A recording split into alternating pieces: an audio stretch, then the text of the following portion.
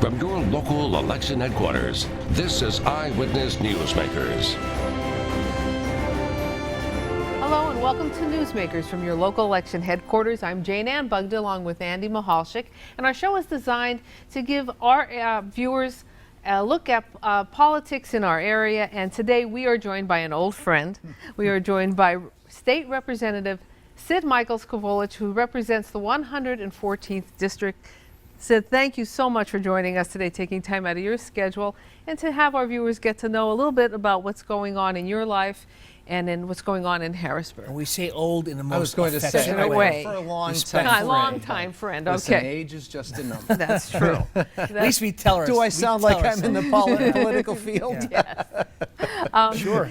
Let's talk a little bit. You represent District 114. Tell us about what district does that cover? The 114th District is all in Lackawanna County. It starts at the south end of the county in Old Forge, comes up through Old Forge, Taylor, and Moosic, goes up into Newton Ransom, into Clark Summit, Glenburn, Waverly, Scott Township, Greenfield Township, Fell, all the way up right to the north border, right before Forest City, up to Vandling. And then it comes kind of hooks back around down through Mayfield, German, and into Dixon City. Before redistricting, it also included, it was 4 counties. It included Pittston Township, Factoryville, and Forest City. So I was in 4 counties at that point. Now, thanks to redistricting, it's compacted it all down into just Lackawanna County. But it's still a pretty big area to cover. An average House district encompasses about 64,000 constituents. And tell us a little bit about, in Harrisburg, what committees that you sit on. Well, I am on the Finance Committee. I am on local government. I am on tourism, gaming oversight, and also I am vice chair of the minority vice chair of the Agriculture Committee.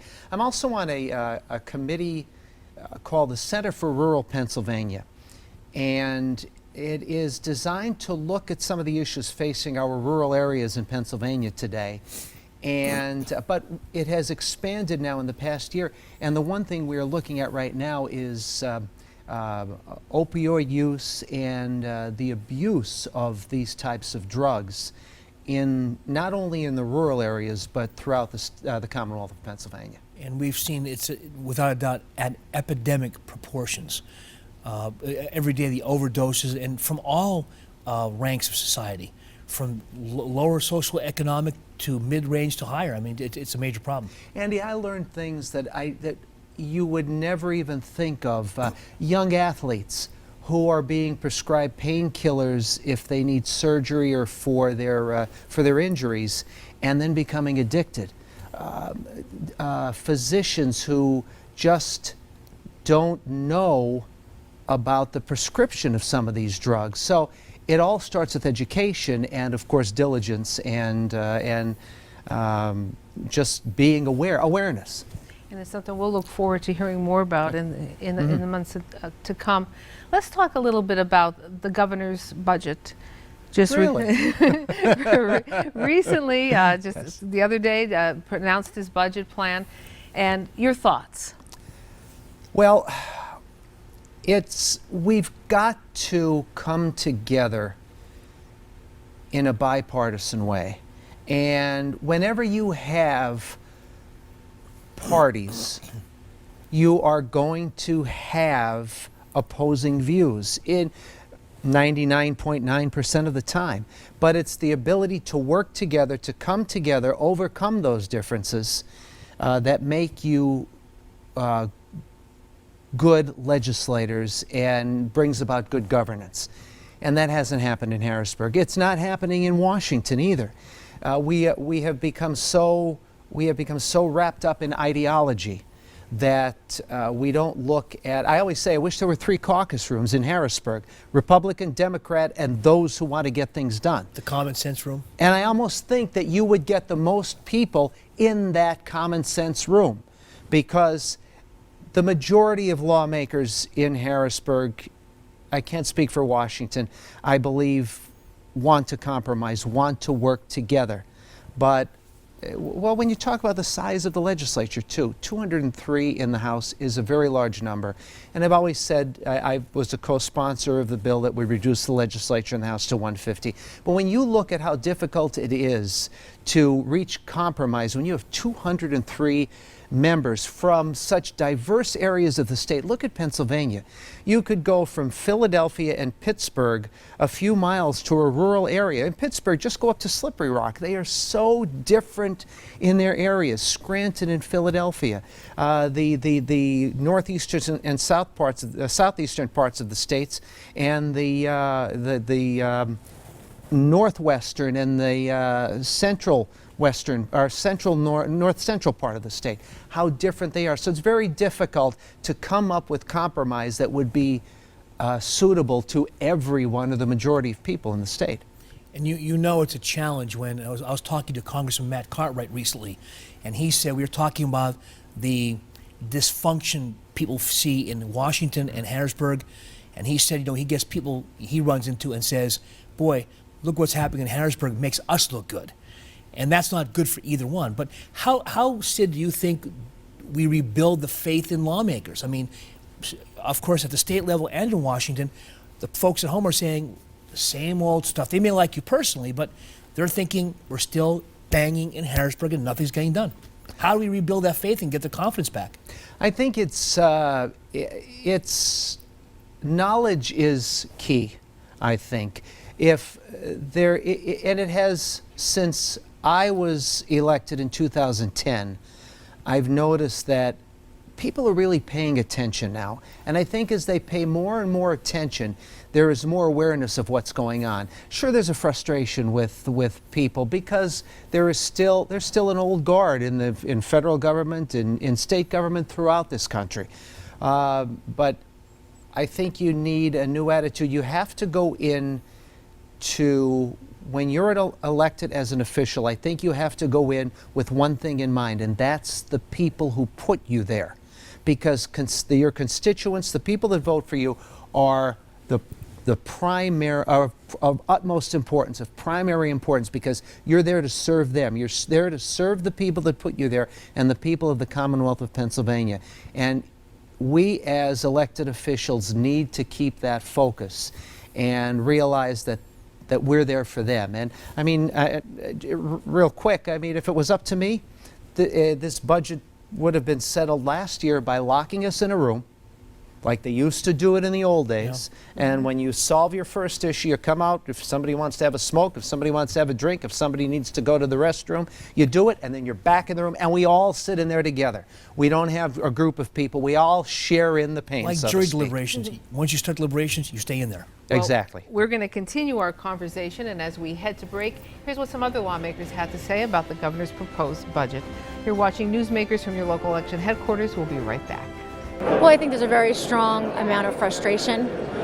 And we've been working very hard. I think regardless if you're Republican or Democrat, you're working very hard to do the right thing. I'm disappointed that the message that came across was a very strong scare tactic. I think what the taxpayers of Pennsylvania are looking for is for the businessman they elected, somebody to go through the budget with a fine-tooth comb, find where we can save money. And that's not what we heard about today. It's about going back to the taxpayers, asking them to take a pay cut to pay more in taxes. This crisis isn't one that was unknown. It's taken years for us to get where we are, but it's going to require courage to resolve it. Welcome back to Eyewitness Newsmakers. You're from your local election headquarters. Andy Mehalshick, Jayne and Bugda, and Representative Sid Kavulich from Lackawanna County, 114th District. We are talking about a wide variety of issues in Harrisburg. Of course, the budget, restoring faith in lawmakers, and getting things done for the taxpayers, that's you and I. Sid, what about, you're going to introduce legislation, one big issue all across the state, especially in northeastern Pennsylvania, teacher strikes, teacher contracts. They seem to be coming every year in different districts, but you're proposing a bill that may help resolve some of those issues with health care. Explain what that's all about. Real quick before I get to that, you talk about restoring faith in legislators and how we could do that. We could do that by getting things done that are meaningful to the people, the constituency, and the people of Pennsylvania. And this bill that we're going to talk about ties into probably the thing that I hear most about, an issue that I hear most about when I'm out amongst the constituency and out in the public, is property tax relief. We need to do something. So many people in this Commonwealth are losing their homes. They have their mortgages paid, but they're losing their homes now in their golden years, in their later years, because they can't pay property taxes. I was a co-sponsor on the original House Bill 76, voted to bring it out of Finance Committee, did not think it was a perfect bill, but thought that if we bring it out of committee and get it to the floor, we could discuss it, we could debate it, we could amend it, we could do what we needed to do to bring honest to goodness, real property tax relief to the citizens of Pennsylvania. Now, leading into the bill that I am working on with a Republican from Bucks County by the name of Bernie O'Neill. Bernie is a former teacher, longtime educator. And we have joined, there is also a version in the House and in the Senate, I'm sorry. But this would have a universal health care plan for all teachers in Pennsylvania. This idea has been brought up before, but just has got no traction. And now, with the problems we're having with the structural deficit, which means that we have bills to pay every year and we have to raise the revenue to pay those bills, this could save hundreds of millions of dollars for this Commonwealth by having one health care plan. And it could also take an issue off the table in labor problems and disputes between teachers and school boards. The idea of the bill is not to make sure if a teachers union or a certain school district has a health care plan here, not to bring them down at all, but to bring everyone up to the same level. To have a health care plan for all teachers and educators in Pennsylvania that would be acceptable, but yet the more people you have in a health care plan, the more subscribers, the more your costs come down. So that's the idea behind this. It's a bill that is based, our bill is based on the bill that was crafted a few years back, in which the State Education Association had a hand in crafting. So the teachers union had a say in this, Department of Education had a say in this, and that's the bill that we are basing our legislation on. And we're trying to get them. We've been promised some hearings this year by the majority chairman of the Education Committee in the House. So I have my fingers crossed that we could bring this up. And on the back end, it could save property taxes for school districts. If you're not paying into the health care plan, you could put that toward property tax, and we could lower property taxes in districts. So how would this benefit the Commonwealth altogether? You say it would help us in property tax, and because we could be saving money on insurance for health care plans. We could be hopefully, in a lot of cases, avoiding these lengthy impasses in labor disputes between teachers and school boards, which ultimately the children are the ones that suffer. So if that could do that, and like I said, property tax, the #1 issue you hear in Pennsylvania today, and we need to do something. And again, wrapping it all up trying to wrap it up in a neat package and coming back to the start, we do meaningful things like that, then we start earning back the trust of those people that elect us and those people who have lost faith in us in Harrisburg and Washington. Sid, what I've seen, and Jayne and I have seen over the last almost 40 years in this business is, and you mentioned at the outset of the show, Pennsylvania is such a diverse, the logistics and demographics are so wide-ranging. So even when you're talking about school districts, from Philadelphia, the inner cities, to the rural areas, Center County, Erie area, all of those folks have to chime in and weigh in on your bill. Exactly. And there's so many different little power units out there. Mm-hmm. I think going to be a challenge to get that moving forward. It will be, and if I only got one thing done as an elected official, if that could be it, then I would not need to get anything else done. I mean, and don't get me wrong, I mean, it's not that I wouldn't try to get anything else done, but we need to, it's a perfect opportunity for everyone to work together, to come together, to negotiate, to work on something that would benefit everybody in this Commonwealth. Because it parallels property tax reform. I mean, It in does, the end, it'll help yes. property tax. But Yes. when you think about it, you know, House Bill, Bill 76, there was so much optimism with that, and then it just died. It didn't go anywhere. And what happened, Andy, when you eliminate taxes, or when you eliminate something, you have to have the revenue to make it up.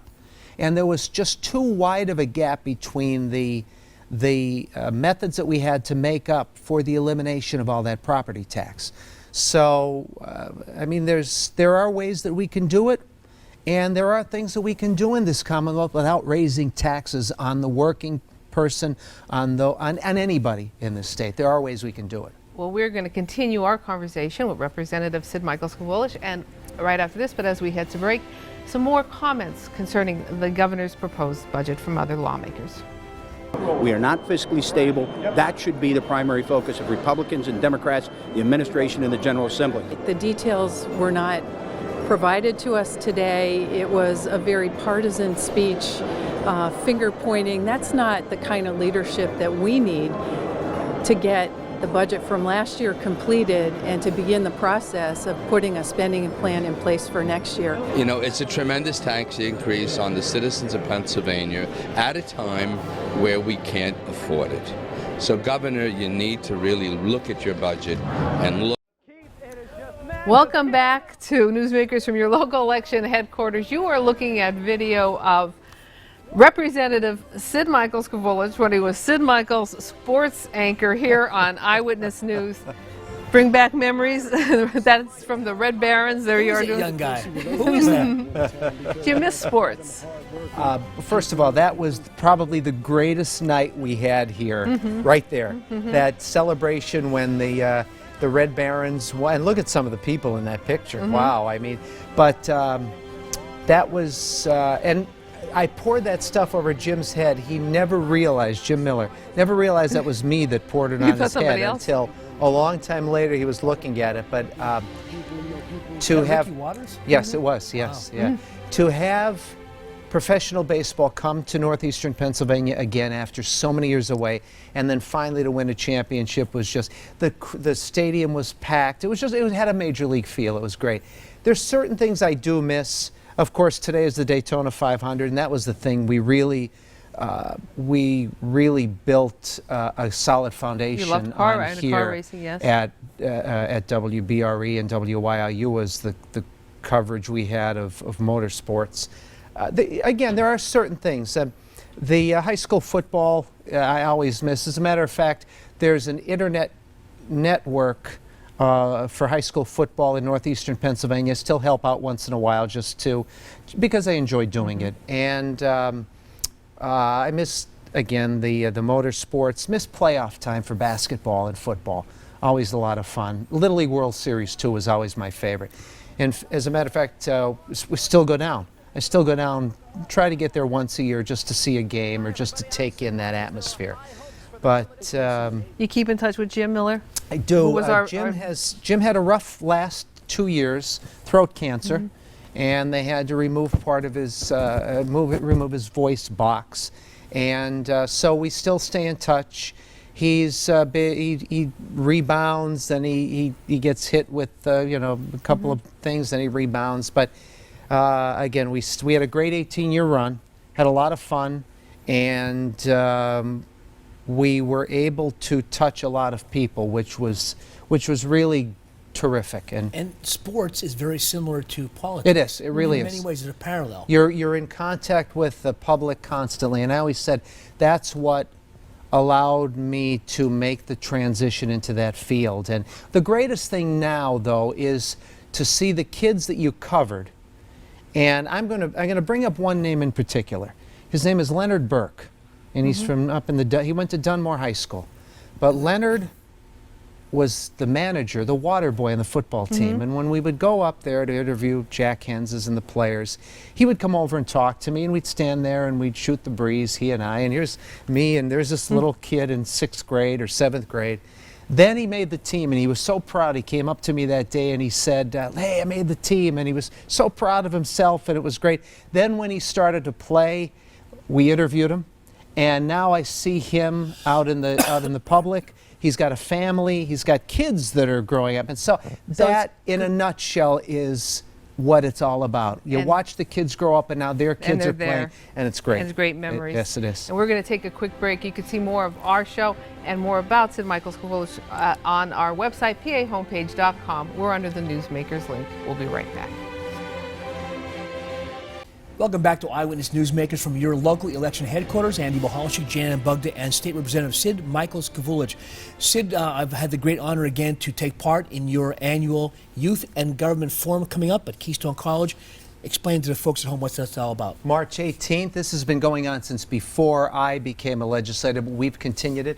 We bring about 150 to 200 students from schools in and close to the 114th district. We have panels for government, we have panels for media, and I have my fingers crossed. The Lieutenant Governor, Mike Stack, has told us that he may be there this year, and they have it on their schedule. So it'll be a great opportunity. And the kids, I'm finding out that the kids are sharp. They're fantastic. They're paying attention, they ask good questions, and they're interested, which is hope for our country and our state. Sid, Representative Sid Michaels Kavulich, thank you so much for joining us today, and we hope to have you back again to talk with us and keep up to date. Sit over there and give you the sports. There we go.